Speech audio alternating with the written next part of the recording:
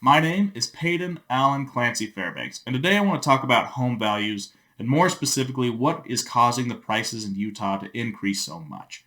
And so, going into this, let's just go down to the very basics of supply and demand. I don't know if you remember economics, but there's that chart that's got a supply and a demand, and as supply moves up, it changes the price, so on and such forth. And that's exactly one of the biggest variables that go into what causes a home's price to increase. When there's more buyers on the market, more people looking for houses than there are sellers, cool.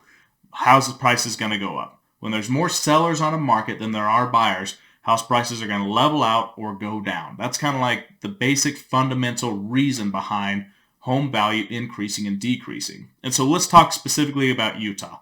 Great. We've seen home value prices increase by above average for the last 2 years. Why has that been happening? Well, why that's been happening is because one huge reason. We just have more buyers than sellers. I mean, that's the basics behind it. But why that's happening specifically in Utah is because Utah has a huge booming economy right now. And on top of that, the millennials are just beginning to make it so that they have these stable jobs. Not even the millennials, the Gen Z too. They're starting to have these good, stable jobs, and they're starting to have good, stable money, and they're starting to see homes as a viable option for them, especially with the government providing all of these loan assurance programs and stuff like that. And so now you're seeing this large influx of millennials going out and buying houses between $200,000 to $400,000. Another huge piece of it that's going to go on right now in the next 3 months is that interest rates have just plummeted in the last 2 months since the coronavirus. They're down to somebody's got a loan for 3.25%, which is absolutely bonkers.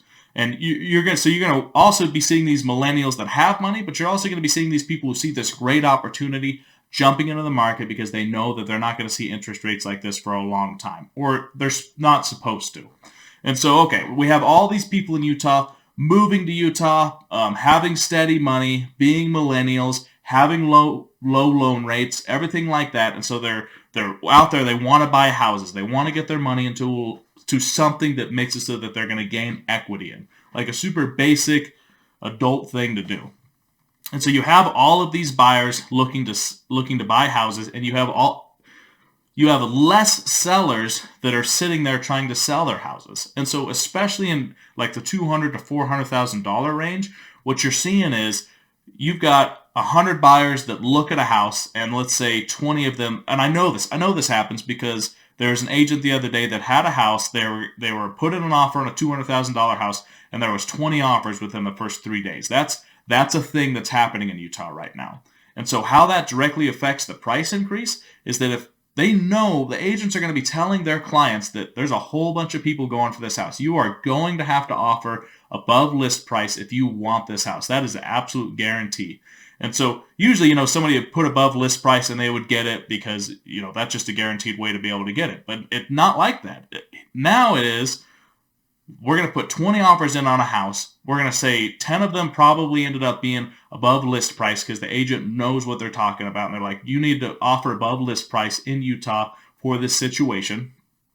And then they're going to do just the top four, which are the ones that have the best list terms or possibly have the best price. And so there's going to be people that know there's going to be a lot of offers on it, so they have to give an even higher offer price to even be able to be considered.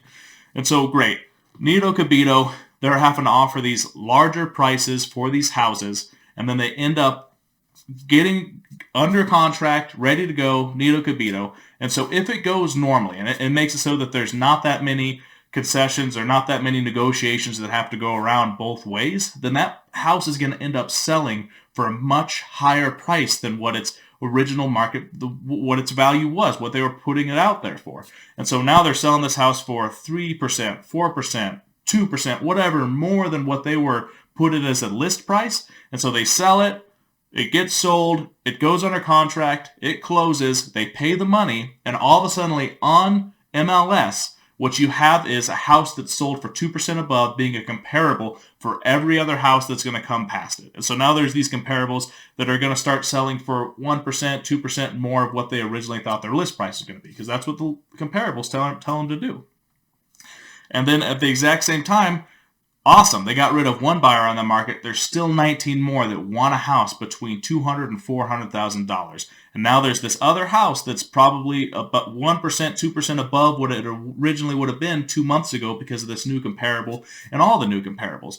So then the game starts all over again. You got 20 people offering an offer on the house. The four of them are going to have to put way high so that they can guarantee that they're going to have even a chance of getting it, and it's going to increase by 1%, 2% value, something like that. That's what you're seeing. The 1%, the 2% may be exaggerated a little bit, but even if you're doing it at a 0.25%, over a year of that happening, you're going to have prices increasing by 3% because each house and each comparable is going to drive the price up. So that's basically what is happening in Utah. Now there's 100 million, billion, zillion variables that go into it, but you're seeing these buyers go into the market because of the low interest rates and because they just have money and they are able to go and purchase a house now. One last gigantic variable that I should have been yammering about a little bit more is that there's a crud ton of people moving into Utah right now, specifically because we have a booming economy. I don't know if you see all the construction on the roads, but that's because they have to make the roads bigger to even just deal with the infrastructure here. So, I mean, it's inconvenient, yes, but it's a great sign showing how many people are truly coming into Utah. And so more people coming into Utah, that's even more buyers that are going with the millennials, that are going with the people who are seeing opportunity with the low interest rates, who are making it so that instead of getting 20 offers in 3 days, maybe some houses are going to be getting 25. Now, all of this eventually will have to even out.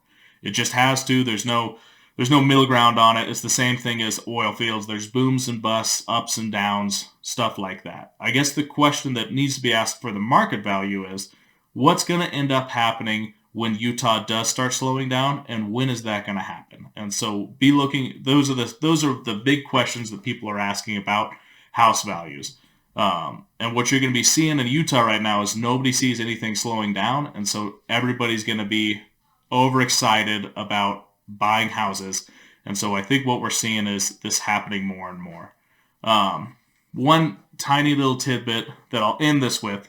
Sorry, this one went a little bit long. The coronavirus pretty much made everybody super duper scared. And so all the houses, all the people who are wanting to sell their house started relaxing. All the people who wanted to buy their house didn't want to go and touch people's hands and stuff like that. And so there was a select group of people that left their houses on the markets because they're just trying to get rid of them. And so what you're going to see now in the next 2 months, which is going to be interesting to see, is a whole bunch of buyers coming out of their houses clean and stretching their arms and excited to buy, and a very limited number of houses that are actually up for sale at this moment. And so the next couple months are going to be weird. And so just be aware of that. Be ready for that. In Utah, it's going to get strange. Other than that, though, pretty much basically boils down to there's more buyers, houses go up, house prices go up. If there's more seller, house prices go down. That was a little bit of a long one. I want to leave that one because that's pretty interesting, all of that stuff. But other than that, thanks for watching this video. Have a great day. Let me know if this helped you out at all, and holler at me if you have any questions. Thanks. Have a great week. Bye-bye now.